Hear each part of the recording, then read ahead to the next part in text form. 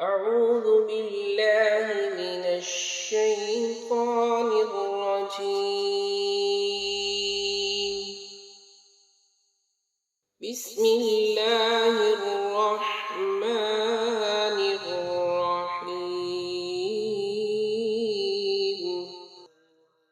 يا أيها المدثر قم فأنذر وربك فكبر وثيابك فطهر والرجس فاهجر ولا تمنن تستكثر ولربك فاصبر فإذا نقر في الناقور فذلك يومئذ يوم عسير على الكافرين غير يسير. ذرني ومن خلقت وحيدا وجعلت له مالا ممدودا وبنين شهودا ومهدت له تمهيدا ثم يطمع أن أزيد كلا إنه كان لآياتنا عنيدا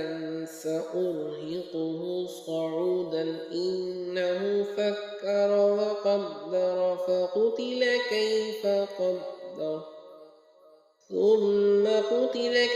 قدر ثم نظر ثم عبس وبسر ثم أدبر واستكبر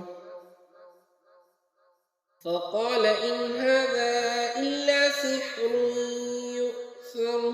إن هذا إلا قول البشر سأصليه سقر وما أدراك ما سقر لا تبقي ولا تذر لواحة للبشر عليها 19 وما جعلنا أصحاب النار إلا ملائكة وما جعلنا عدتهم إلا فتنة للذين كفروا ليستيقن الذين أوتوا الكتاب ويزداد الذين آمنوا إيمانا ولا يرتاب الذين أوتوا الكتاب والمؤمنون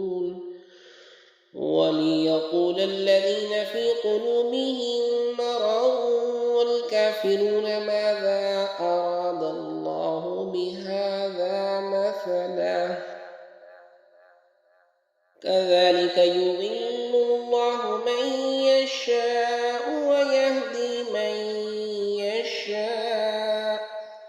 وما يعلم جنود ربك إلا هو وما هي إلا ذكرى للبشر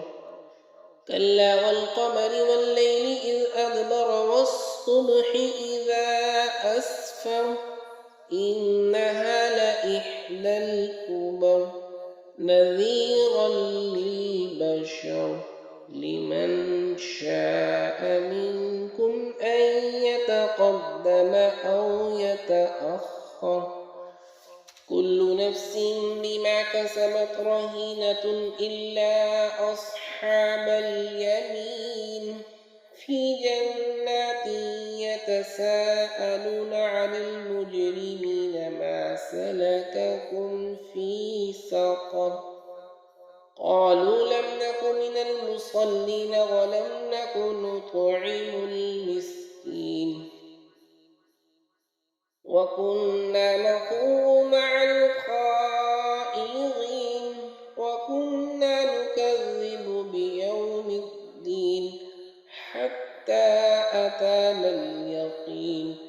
فما تنفعهم شفاعة الشافعين فما لهم عن التذكرة معرضين كأنهم حمر مستنفرة فرت من قسورة بل يريد كل امرئ منهم أن يؤتى صحفا منشرة كلا بل لا يخافون الآخرة كلا إنه تذكرة فمن شاء ذكره وما ينكرون إلا أن الله هو أهل التقوى وأهل